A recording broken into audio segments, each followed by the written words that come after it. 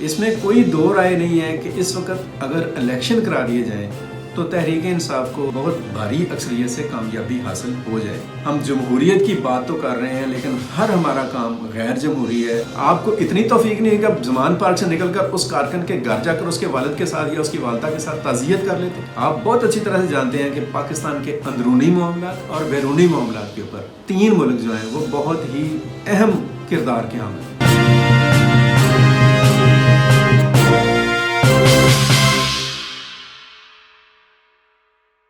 السلام علیکم ویورز، اشرف سہیل آفیشیل میں آپ کو خوش آمدید۔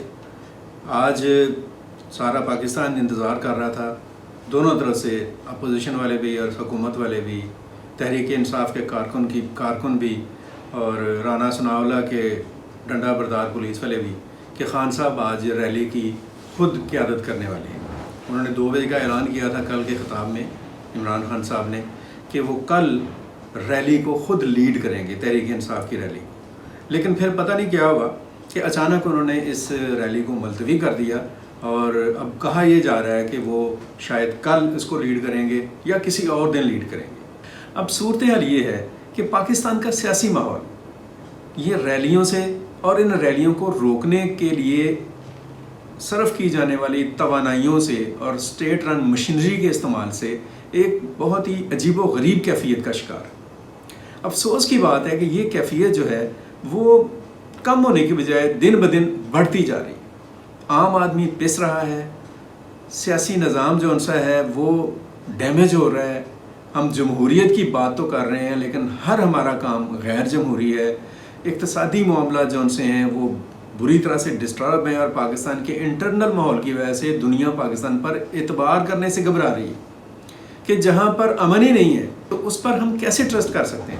اس میں کوئی دو رائے نہیں ہے کہ اس وقت اگر الیکشن کرا دیے جائیں تو تحریک انصاف کو بہت بھاری اکثریت سے کامیابی حاصل ہو جائے گی۔ لیکن خان صاحب کو اس کامیابی اور اس مقبولیت کی بنیاد پر سوچنے کی ضرورت ہے کہ کیا یہ ساری کامیابی اور مقبولیت، پہلی بات تو یہ ہے کہ اس کو وہ سمیٹ لیں گے اپنے مفاد میں۔ دوسری بات، خان صاحب کیا یہ سمجھتے ہیں کہ جس قسم کا ماحول انہوں نے کریٹ کیا ہے اور اس کے نتیجے میں جو مقبولیت ان کو مل رہی ہے، کیا وہ یہ سمجھتے ہیں کہ یہ مقبولیت ان کی جو پرسنالٹی ہے اور ان کا جو پولیٹیکل کرزما ہے اس کی وجہ سے، یا حقیقت یہ ہے کہ جو موجودہ حکومت ہے، جو اتحادی حکومت ہے، اس کی معاشی ناکامیوں کی وجہ سے لوگوں میں جو مہنگائی اور غربت اور ایک عدم تحفظ کا احساس پیدا ہوا ہے، لوگ جو پریشان ہوئے ہیں خاص طور پر مہنگائی کے ہاتھوں میں،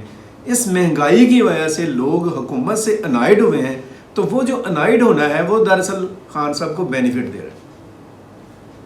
خان صاحب کو یہ سوچنا چاہیے کہ اتحادی حکومت سے دور ہونے کی وجہ سے ان کی معاشی حکمت عملی کہہ لیں یا مہنگائی کہہ لیں، کچھ بھی ہے، ایک عام آدمی جب ان پر ڈیپینڈ کرے گا، ان پر انحصار کر کے ان کو ووٹ دے گا اور وہ حکومت بنا لیں گے، اگر بنا ہی لی جائے گی، تو وہ کیا جس امید کے ساتھ لوگ ان کی طرف بڑھیں گے اس امید کو پورا کر سکیں گے؟ کہ پھر وہ وہی نعرہ لگائیں گے کہ ہمیں خزانہ خالی ملا۔ یہ انہیں سوچنے کی ضرورت ہے خان صاحب کو۔ خان صاحب کو ایک اور بھی بات سوچنے کی ضرورت ہے کہ وہ کیا سیاست جو کر رہے ہیں وہ پاکستان اور پاکستان کے عوام کے لیے کر رہے ہیں یا اپنی اور اپنی پارٹی کے لیے کر رہے ہیں۔ ایک کویسچن ہے خان صاحب کے سامنے۔ 2011 میں ہم کہتے ہیں کہ خان صاحب کو ایک مقبولیت ملی اور مقبولیت کا ایک دور خان صاحب کا شروع ہوا، ایک فیز شروع ہوا، اور آج 2023 ہے، اس مقبولیت میں اضافہ ہو رہا ہے۔ 2011 سے 2023 تک خان صاحب ایک پاپولر لیڈر کے طور پر دنیا کے سامنے آئے ہیں، پاکستان میں آئے ہیں۔ لیکن یہ جو پاپولر لیڈرشپ ہے خان صاحب کی اور ان کی پارٹی کی جو مقبولیت ہے، 2011 سے 2023 کے 12 سال میں خان صاحب کیا اس بات کا جواب دے سکتے ہیں کہ اس دوران انہوں نے جو سیاست کی، کیا وہ انہوں نے پاکستان کے لیے سیاست کی؟ کہتے تو وہ یہی ہیں، لیکن میں یہ سمجھتا ہوں کہ یہ ساری سیاست چاہتے نہ چاہتے ہوئے خان صاحب نے ایک محاذ رائی کی سیاست کی۔ ایک انتشار کی سیاست کی، سیاسی ایک انسرٹینٹی کی سیاست کی، ایک پولیٹیکل پولرائزیشن کی سیاست کی، اور اس سیاست کے نتیجے میں ملک کے اندر ایک بدامنی کا ماحول پیدا ہوا، اور حالات اب اس حد تک جا چکے ہیں آگے کہ تحریک انصاف کو فالو کرنے والے لوگ مسلم لیگ نون کو دیکھنا پسند نہیں کرتے، اور مسلم لیگ نون کے فالورز تحریک انصاف کو برا بھلا کہہ رہے ہیں، اور یہ انتشار اس قدر گہرا ہو گیا ہے کہ گھروں تک پھیل گیا۔ اس سے بھی آگے چلے جائیں، خان صاحب یہ جو سارا کچھ کر رہے ہیں ملک کے اندر، جو ان کا ایک ایجنڈا ہے، جو ان کا نصب و لین ہے، یا ان کا جو منشور ہے، اس میں جتنی بھی باتیں وہ کر رہے ہیں، قانون کی حاکمیت، وہ بتائیں کہ عملی طور پر انہوں نے اس حوالے سے کیا کیا۔ خاص طور پر میں خان صاحب سے یہ پوچھنا چاہتا ہوں کہ وہ اپنے پولیٹیکل ورکرز کے ساتھ کتنے سینسیئر ہیں، جو ان کے عشق میں مبتلا ہے، جو یوتھ ان کے عشق میں مبتلا ہے۔ وہ تو یوتھ تو خان صاحب آپ کے عشق میں مبتلا ہی ہے، وہ تو آپ کو اپنا باپ بھی سمجھتی ہے، اپنا بڑا بھی سمجھتی ہے، اور بڑا ڈیڈیکیشن ہے ان کے اندر۔ اس کی ایک مثال ابھی جو ضلع شاہ کا قتل ہوا ہے، اور ضلع شاہ کا کریکٹر ہے کہ وہ ایک اسپیشل کریکٹر تھا، ذہنی طور پر کم فہم والا انسان تھا، لیکن خان صاحب آپ کے ساتھ وہ کتنا جڑا ہوا تھا، آپ کی تصویریں لے کر پھرتا تھا، آپ کے زمام پار کے باہر وہ بیٹھا رہتا تھا آپ کی محبت میں۔ وہ شخص قتل ہو گیا، یا کوئی حادثہ اس کے ساتھ ہو گیا، یا کچھ بھی ہو گیا، آپ فوراً آئے، پریس کانفرنس کی، بڑے بڑے دعوے اور اعلانات کیے، لیکن یہ دعوے اور اعلانات کس کے لیے ہیں؟ نام تو آپ اس کا لے رہے ہیں ضلع شاہ کا، لیکن کیا یہ ضلع شاہ کے لیے ہیں، یا اس کی بھی موت کو اپنی آپ جو سیاست ہے اور سیاسی مقبولیت ہے اس میں اضافے کے لیے استعمال کر رہے ہیں؟ کہتے تو آپ یہ ہیں کہ میں اللہ کے علاوہ کسی سے نہیں ڈرتا، لا الہ الا اللہ پر آپ بڑا بھرپور اپنے یقین اور اعتماد کا اظہار کرتے ہیں، بڑی اچھی بات ہے، لیکن پریکٹیکلی آپ کیا کر رہے ہیں؟ پریکٹیکلی آپ زمان پاک سے باہر نکلنے کی جرات نہیں کر پا رہے ہیں۔ میں آج آپ کو ایک واقعہ شیئر کروں گا سب لوگوں کے سامنے۔ بے نظیر بھٹو 2007 میں پاکستان آئے، طویل جلا وطنی کے بعد، اکتوبر 2007، اور ان کا جو استقبال تھا، اس استقبالی جلوس میں جو ایک اپنی تاریخی حیثیت رکھتا تھا، لوگ اندھا دھند آئے، امڑ آئے لوگ ان کے استقبال کے لیے۔ اس جلوس کے اندر 18 اکتوبر 2007 کو کارساز کے مقام پر ایک بہت بڑا دھماکہ ہوا۔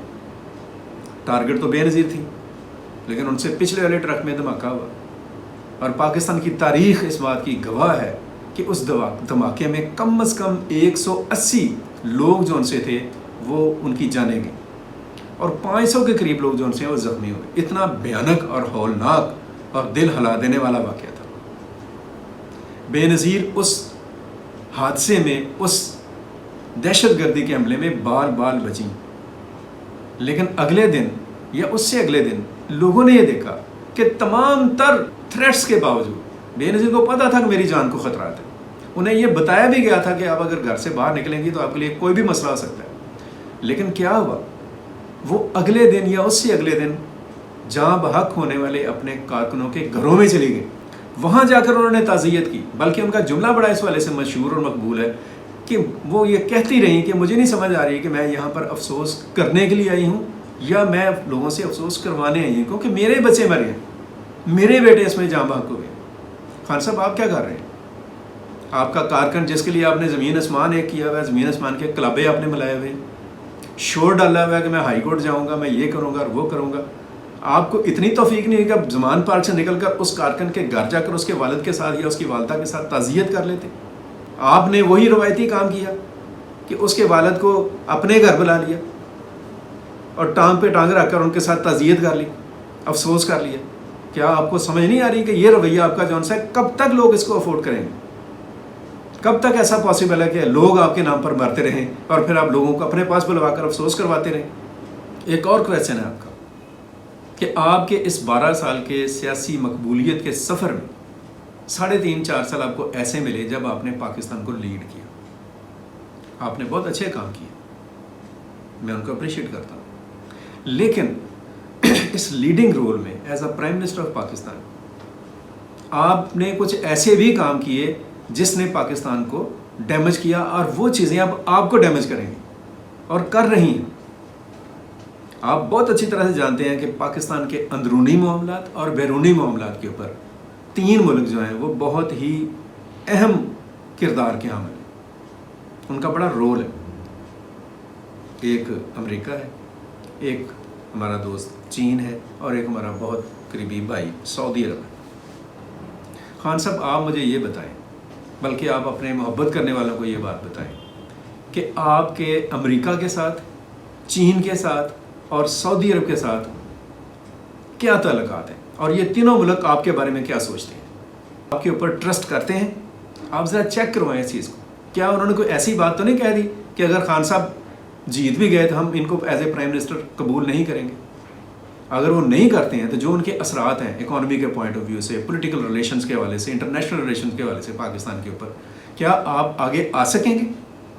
آپ سوچیں اس چیز کے اوپر۔ اور آخری بات میں آپ سے یہ پوچھنا چاہتا ہوں کہ آپ نے اپنے اس 12 سال کے پولیٹیکل سفر میں جو پاکستان کے اندر، جن کو آپ بھی کہتے ہیں اور باقی سب لوگ بھی کہتے ہیں، جو بہت پاورفل پاکٹس ہیں، ان کے ساتھ آپ کے ریلیشنز کیسے رہے ہیں؟ آپ کہتے تو ہیں کہ آرمی چیف سے آپ ملنا چاہتے ہیں، آپ کی خواہش بھی بڑی ہے، لیکن آپ مجھے بتائیں کہ آپ نے اس سے پہلے جو آرمی چیف تھے ان کے ساتھ کیا کیا؟ الیکٹیبل آپ کو کس نے دیے؟ کس کے جہاز پر بیٹھ کر الیکٹیبل آپ کے پاس آتے رہے، اور کس کے کہنے پر وہ لوگ آپ کو سپورٹ کرتے رہے؟ اور 2018 سے لے کے 2022 تک، جب تک آپ پرائم منسٹر تھے، اپریل 2022 تک، آپ سوچیں کہ آپ کا ملٹری اسٹیبلشمنٹ کے ساتھ، آرمی چیف کے ساتھ کیسا ریلیشن رہا؟ آپ نے ان کے ساتھ کیا کیا، انہوں نے آپ کے ساتھ کیا کیا؟ آپ کے بیانات ریکارڈ پر ہیں۔ لیکن جیسے ہی آرمی چیف نومبر 2022 کو اپنی پوزیشن سے ہٹے، جو ایکس آرمی چیف تھے جنرل ریٹائرڈ باجوہ، تو نومبر 2022 سے لے کر آج مارچ 2023 تک آپ کی زبان سے ان کے لیے کیسے حروف اور الفاظ یہاں نکلتے ہیں؟ آپ کس طرح سے ان کو پکارتے ہیں؟ کیا آپ کو نہیں پتا کہ آپ کا یہ رویہ جو افواج پاکستان کی موجودہ قیادت ہے، اس کے ٹرسٹ میں کمی لائے گا آپ کے اوپر کرنے میں؟